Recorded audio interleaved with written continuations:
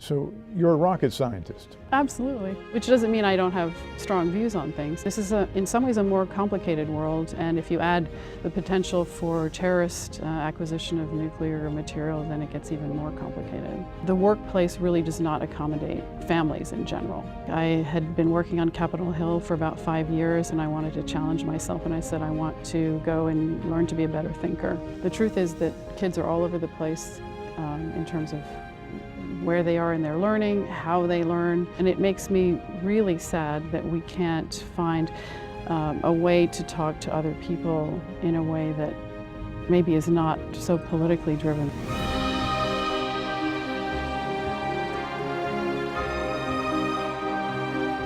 We are here with renowned nuclear expert, MIT Ph.D., Dr. Sybil Francis. Sybil, you were an MIT political science Ph.D. What made you go that route? It actually goes back to my earliest interests when I was growing up.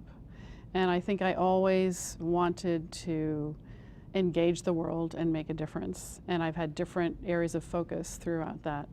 At that particular time, I was very interested in international politics, in nuclear weapons policy. If you'll recall, back in the 80s, there was the nuclear freeze movement, there was Star Wars, all sorts of very challenging times for us.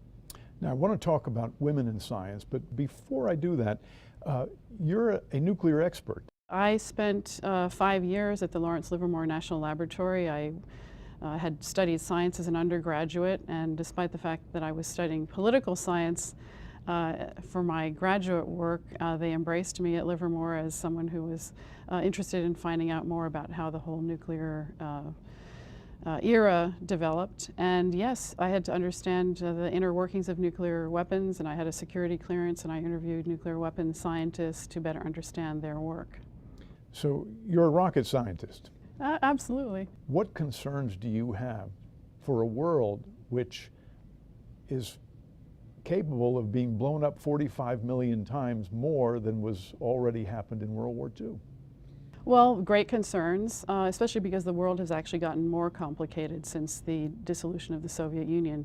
During that era, we were ruled under something called mutually assured destruction, which meant that both sides, the United States and the Soviet Union, would hesitate before launching a nuclear attack with the full knowledge that they would be obliterated in return.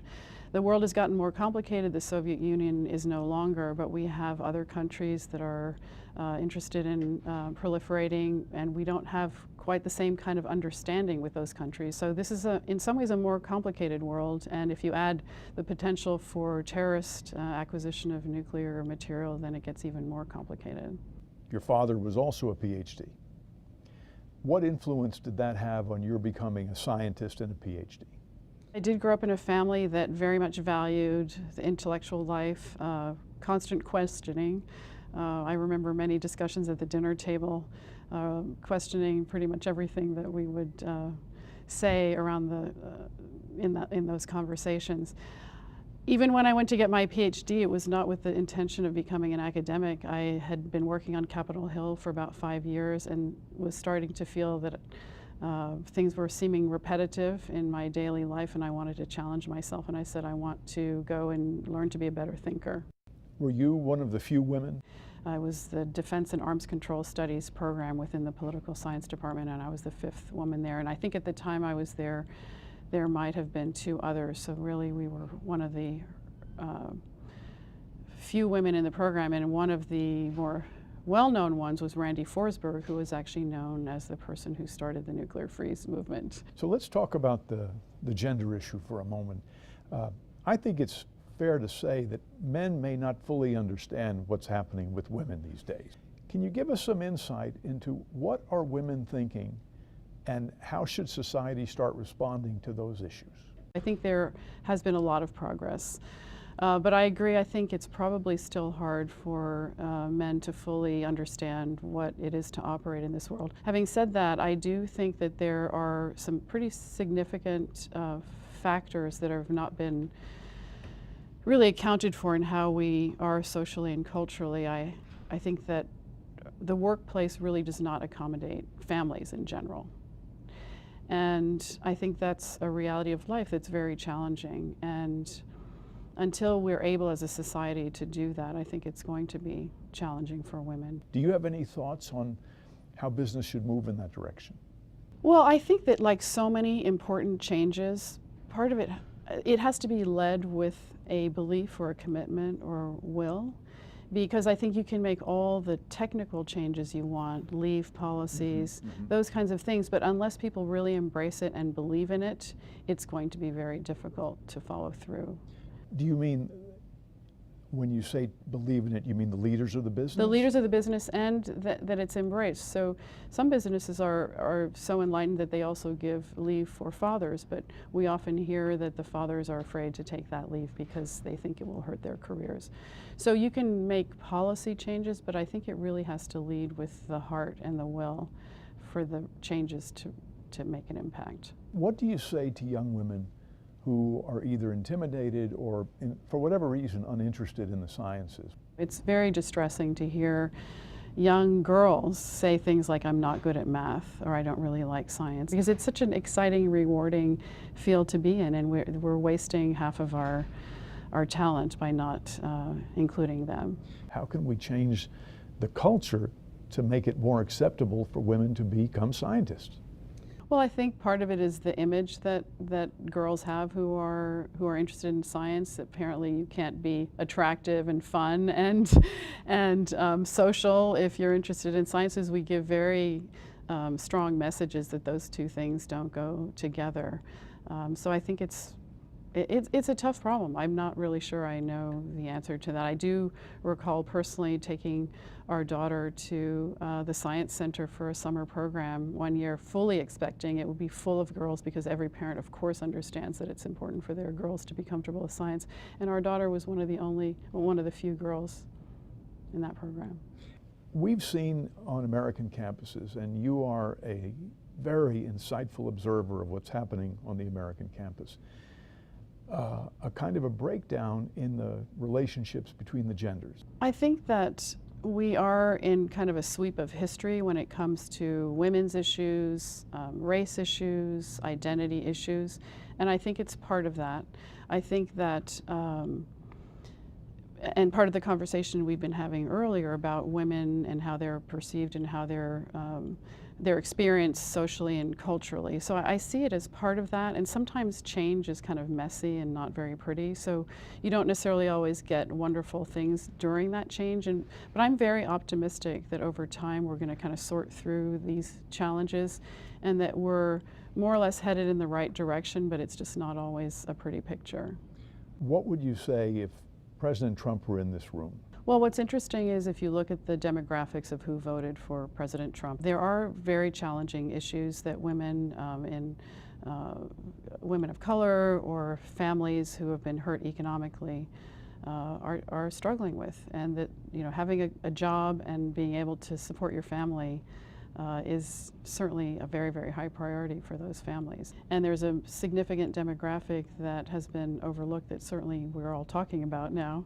And white working class families particularly don't see the kind of future that they feel that they should see. We're really not that aware in our daily lives about the kinds of suffering and challenges that these individuals are experiencing.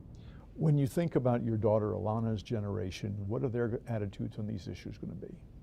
Well, it's very interesting, because going back to some of our earlier conversation about kind of the sweep of history and where we are in civil rights and individual rights and identity politics, and we're kind of in this very complex time. Again, I think the movement in that direction is necessary and a part of our historical sweep.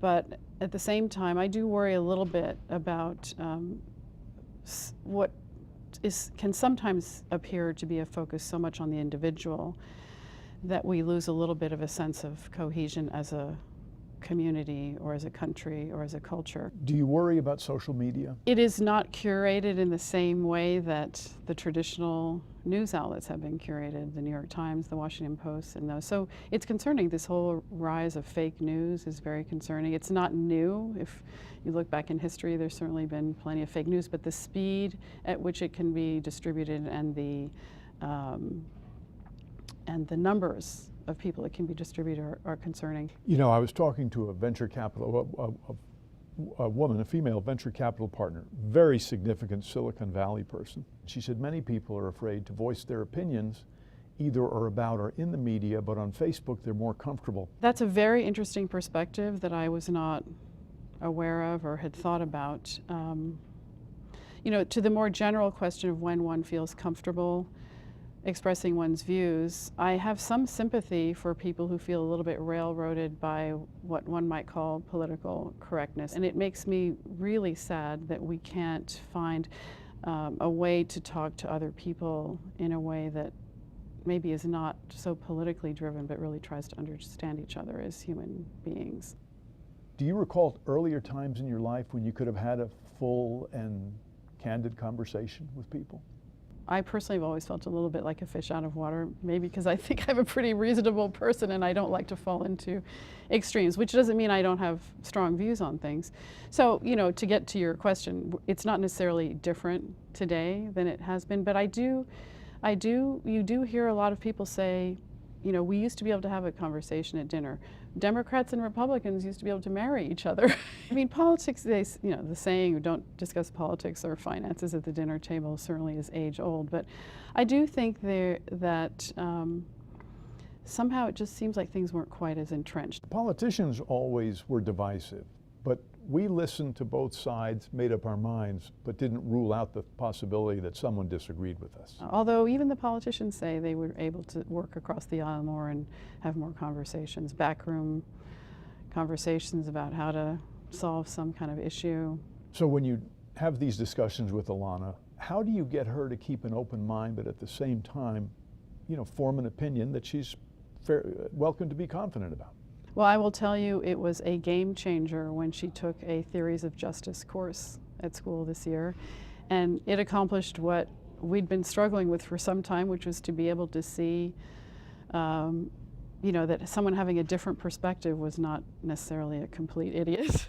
How did that come about? Because she learned different philosophies. She learned about libertarianism. She learned about, you know, all sorts of different approaches to the world and what their logical outcomes could be, and then she was able to see how they intersected with each other, and I think it helped her get more empathy. I think that somehow being able to put yourself in someone else's shoes is so critical. You're in an academic community, you're a PhD, you studied at MIT, so you've been around geniuses, and it's very possible you are one yourself. Is intelligence a huge factor in happiness? I don't know. I think I've seen actually some studies on that, and I think the conclusion was to some extent intelligence and education can be a factor. I did read something very interesting recently about happiness. Oftentimes the beginning of a new year leads to people to have these deep thoughts about what is happiness and what are we going to do with ourselves this coming year. And they did find that people feel more stressful when they're told try to be happy versus try to solve a problem. That solving a problem can lead to happiness. Feeling like one has contributed to something important can lead to happiness, but that setting out to be happy is counterproductive. Can we apply that learning to relationships? Absolutely, I agree with that. Mm-hmm. Having a mutual commitment, things in common, I suppose. Working things through difficulties, through challenges, through aspirations. Does intelligence correlate to good relationships? Well, you're really putting me on the spot here. To the extent that intelligence can help one solve problems, perhaps, yes. Would certainly correlate to good parenting, I would think. Parenting, and you know, I want to say to education, because I think education can help develop ways of thinking and approaches to things that maybe are harder without that. So I'm kind of distinguishing between intelligence, of course, and education. And I think education can help solve many, many ills.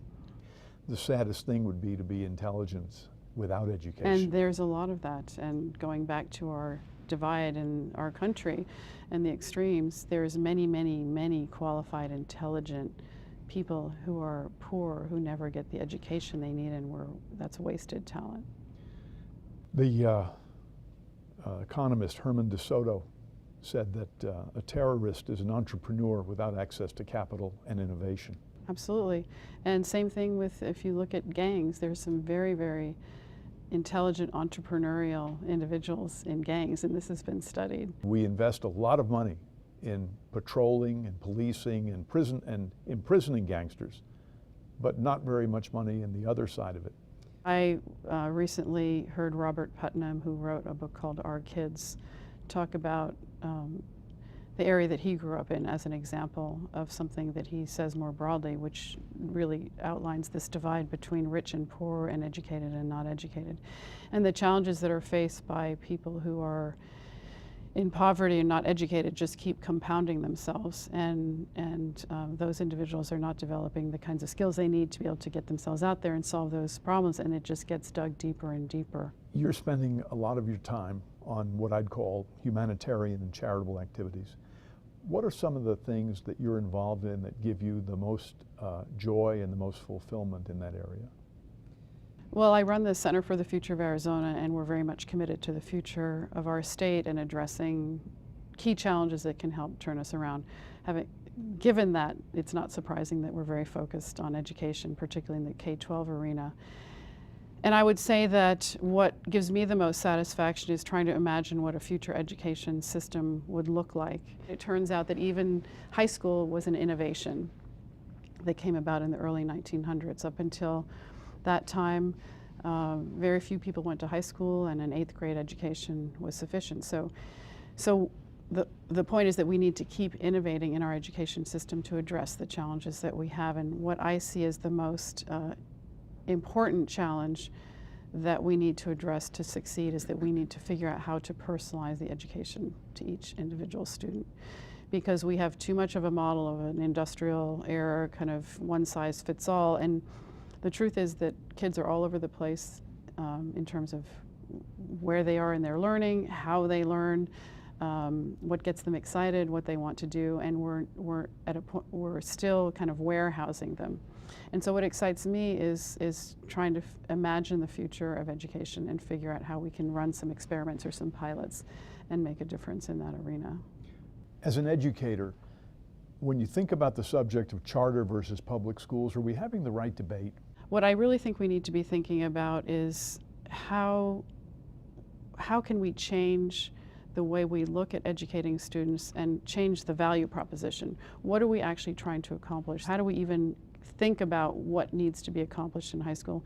And then when you get down to a more granular level, how do we personalize the educational experience for students to meet them where they are and then take them where they need to be? Right now we have a very one-size-fits-all approach, and a lot of kids fall off the tracks. There's even students who, from poor families who are not in an educational environment, who apply to college, get into college, accept going to that college, and then don't show up. There's about 30% of students from poor families who just don't show up. It's gained some terminology. It's called summer melt. They just disappear. They disappear for all sorts of reasons. They don't look at their email. The parents don't think they can afford to go to school. There's all these issues. Those are not charter or public school issues. Those are much, much deeper issues that we have to think about solving. How important is it to get the parents into this debate? I think parents are very important, and you know, I think that coming from a family like mine, there's such huge advantages when your family already expects you to pursue your education, be interested in it.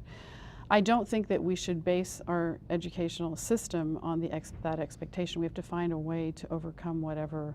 A student shows up at the school's doorstep, and we have to take whatever, meet that student wherever they are. You're calling on innovation. I don't think it's a panacea or the only way to go, but I do think technology can be a huge help.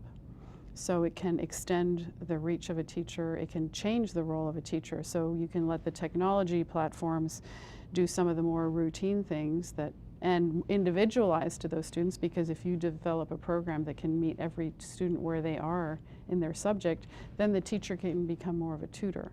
The teacher can take responsibility for many, many more kids. There's all sorts of ways of doing this that could get better outcomes. Could you see a system where the teacher is sort of the head coach and technology takes on the role of assistant coaches? Absolutely, yeah. I think I'd like to see the teacher used more in a tutoring or coach modality than delivering a lecture.